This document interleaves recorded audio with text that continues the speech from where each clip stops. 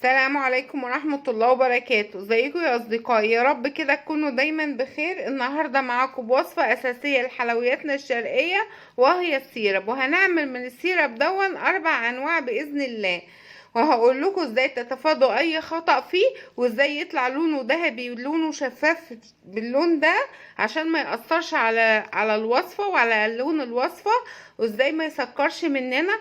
يلا بينا كده نعرف عملناه ازاي ونمشي على المقادير تمام عشان نطلع الوصفة مظبوطة بأمر الله. يلا بينا نستكمل الله ونقول مع بعض. اول نوع معانا السيرب الخفيف. السيرب الخفيف ده عبارة عن ايه؟ عبارة عن كوباية من السكر، عليها كوباية من المية بالشكل ده.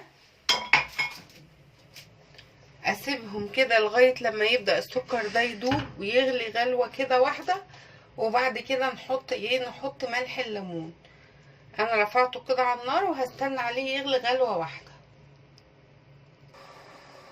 بدأ يغلي بالشكل ده وحبيباته كده بتدوب.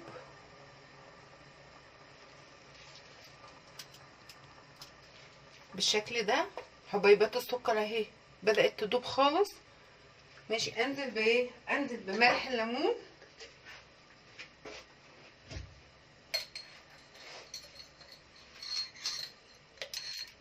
ذرة ملح الليمون شايفين قد ايه؟ احنا ما نزودش ملح الليمون علشان ما يحدقش اهي.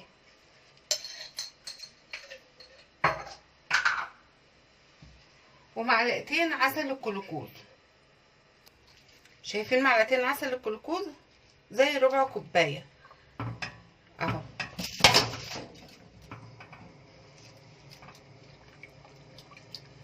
وهنا لو قلبنا في المرحله دي مفيش فيها اي مشكله ولا اي قلق. السكر فعلا اهو خلاص ما فيش، بقت ذرات بسيطه جدا لسه ما دابتش اهي.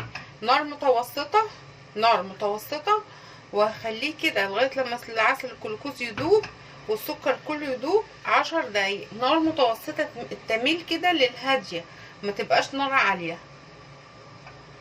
بالشكل ده.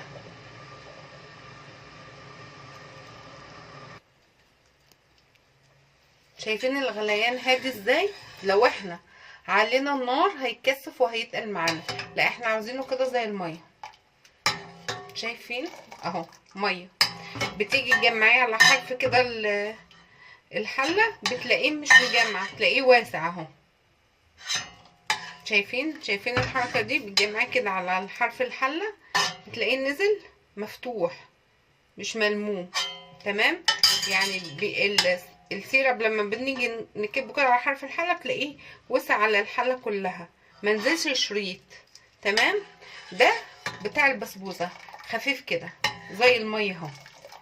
والنار بتاعته بتبقى هاديه مش بنعليها، لان لو عليناها طبعا الميه هتتبخر والعسل بتاعنا هيتكثف، مش هيبقى حلو، مش هيبقى مظبوط، ينزل على البسبوسه يعضمها على طول.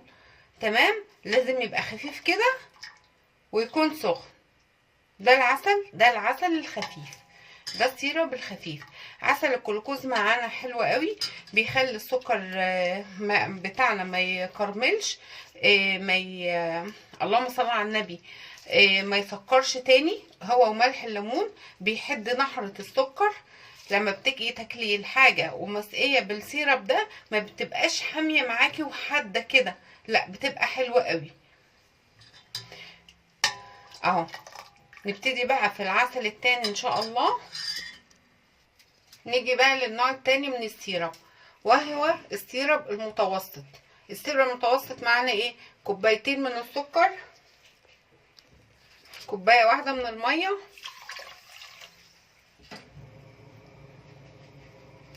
وبرده اول ما يبدا الحبيبات دي تدوب نضيف ملح الليمون، وبعدها على طول عسل الجلوكوز. بعد ما داب كده بالشكل ده حبيبات السكر، انزل بملح الليمون اهو. بعدها على طول عسل الجلوكوز.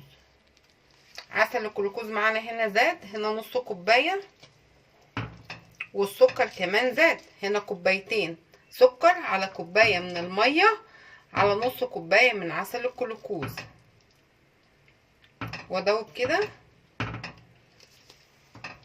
وبرده اسيب الخليط دون 10 دقايق. بلاش نعلي النار عشان ما يتكرملش معانا، لا احنا عاوزين النار بتاعتنا متوسطه تميل للهاديه، وعلشان ما يتبخرش ويتكثف بسرعه، عشان يطلع عسل مظبوط. لان العسل طبعا هو اساس الحلويات الشرقي كلها، ظبطته بتظبط نوع الحلوى اللي انت بتعمليها.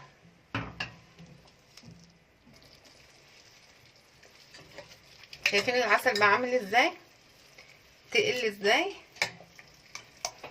ده بقى العسل معانا، ده بياخد معانا اصناف كتير كتير كتير من الحلويات. بتعرفي ان هو تقل، هتبداي تسمعي صوت الغليان بتاعها تقيل كده وهي بتغلي، وبتعملي الحركه دي على حرف الحله، بتلاقي الشريط ضاق شويه. كان الاول الشريط بينزل كده عشان تشوفوه، كان الاول الشريط بينزل يملى الحله يبقى واسع، انما هنا شايفين ضيق ازاي كده؟ بتعرفي ان العسل بتاعك تقل اهو، سخن وبينزل. هوريكم كده في حته نضيفه عشان توضح لكم اكتر اهو، بينزل شريط كثيف، تحس ان هو تقيل على بعضيه كده. ده كده السيرب المتوسط اهو. النوع ده اكتر نوع ممكن تستخدميه، يعني ده بيمشي معاكي بقى في الكنافه وفي حاجات كتير كتير، ده اكتر نوع هتستخدميه معاكي. تمام. نيجي بقى نعمل بقى السيرب التالت اللي هو التقيل شويه. النوع بقى التالت ده معانا السيرب التقيل.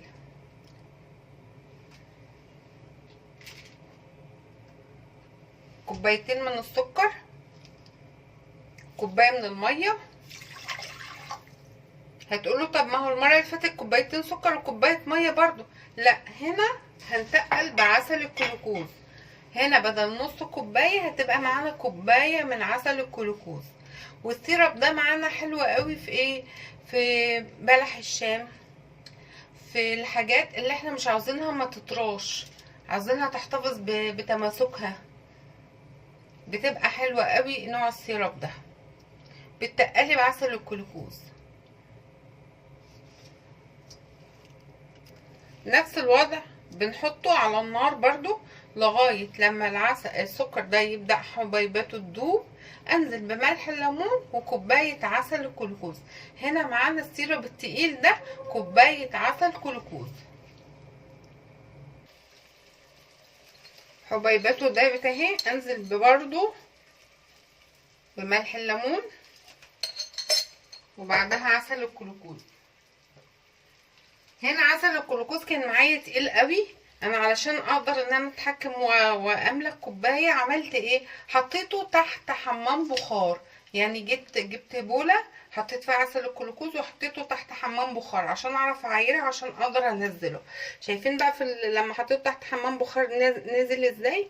تقيل بس خلاص ما عادش ماسك، لان مطرح البرد عسل الجلوكوز بيمسك كده في بعضه.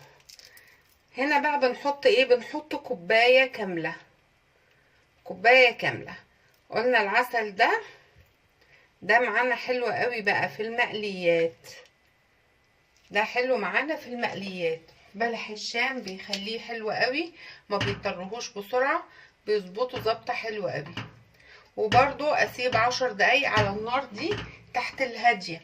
متفقين ان النار تحت الهاديه، تحت المتوسطه، اسفه، تحت المتوسطه، مش هاديه، فوق الهاديه حبه وتحت المتوسطه. لو احنا حسينا ان النار بتاعتنا عاليه ما نخليش ال10 دقايق، نكتفي ب5 دقايق.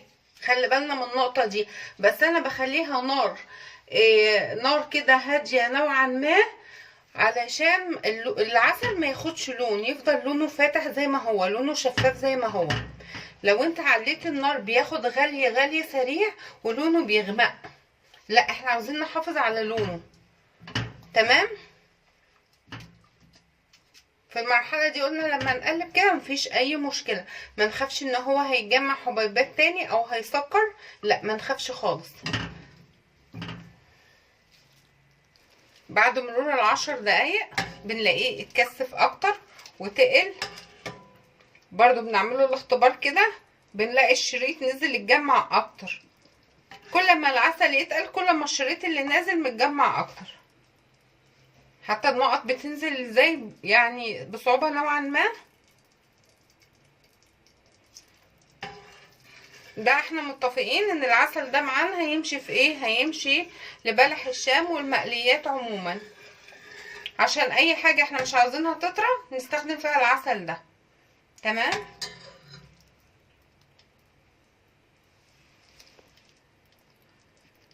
النوع الرابع بقى، بنجيب كوبايتين من السكر عليهم نص كوباية من المية. الانواع كلها اللي فاتت كنا بنحط كوباية كاملة، انما دي وبنتحكم في عسل الجلوكوز، دي بقى بحط نص كوباية من المية. العسل ده معانا بقى للمشبك والبرمة، الحاجات اللي محتاجة عسل تقيل جدا. برضو على نار هادية لغاية لما الحبيبات تبدأ تدوب، انزل بملح الليمون وبعدها كوباية كاملة من عسل الجلوكوز. يبقى هنا معانا كوبايتين من السكر، نص كوباية من المية، كوباية كاملة من عسل الجلوكوز. بعد الغليان نفس الوضع، لما السكر يبدأ كده حبيباته تدوب، احط ملح الليمون وكوباية كاملة من عسل الجلوكوز اهي.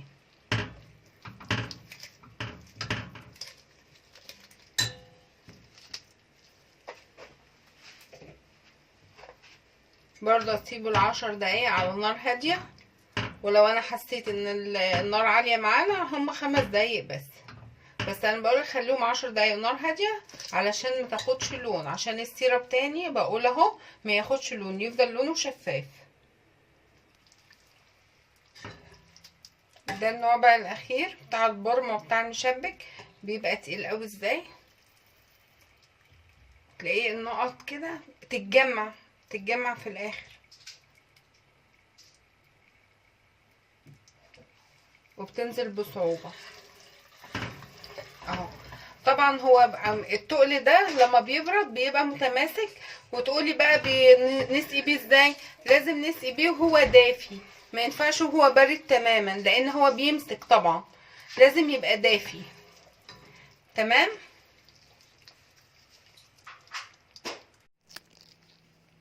ده السيرب بتاعنا بعد ما برد، ده السيرب الخفيف اهو، عامل زي المية اهو، خفيف جدا اهو لما برد. طبعا انا كل وصفة بنزل فيها نستخدم سيرب نوعه ايه. هنا بقى الفيديو ده النهاردة عشان اوضح لكم الانواع السيرب دي بتتعمل ازاي. يعني مثلا في البسبوسة انا قلت سيرب خفيف بيتعمل بنفس الطريقة دي. وده السيرب المتوسط اهو، شايفين سمكته اهو، ده بيمشي معانا في كتير من انواع الحلويات الشرقية بتاعتنا، بقول عليه سيرب متوسط. هو ده بقى السيرب المتوسط. تمام.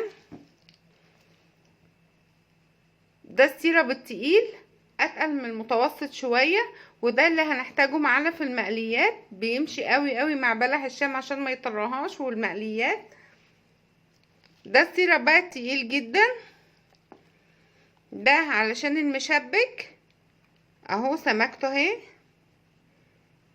علشان المشبك والبرمة. طبعا مش بيستخدم وهو بارد نهائي كده، لا ده بيستخدم وهو دافي، يعني بندفيه ونستخدمه. وكل وصفة هقول لكم فيها نستخدم نوع سيرب انهو، ونرجع للفيديو ونشوف انهي طريقة تمشي معاها. تمام. عجبكم النهاردة الفيديو بتاعي لايك وشير وتفعيل الجرس عشان يوصلكوا كل جديد. نتقابل في وصفة جديدة بإذن الله، يا رب تكون الوصفات بتعجبكم، والسلام عليكم ورحمة الله وبركاته.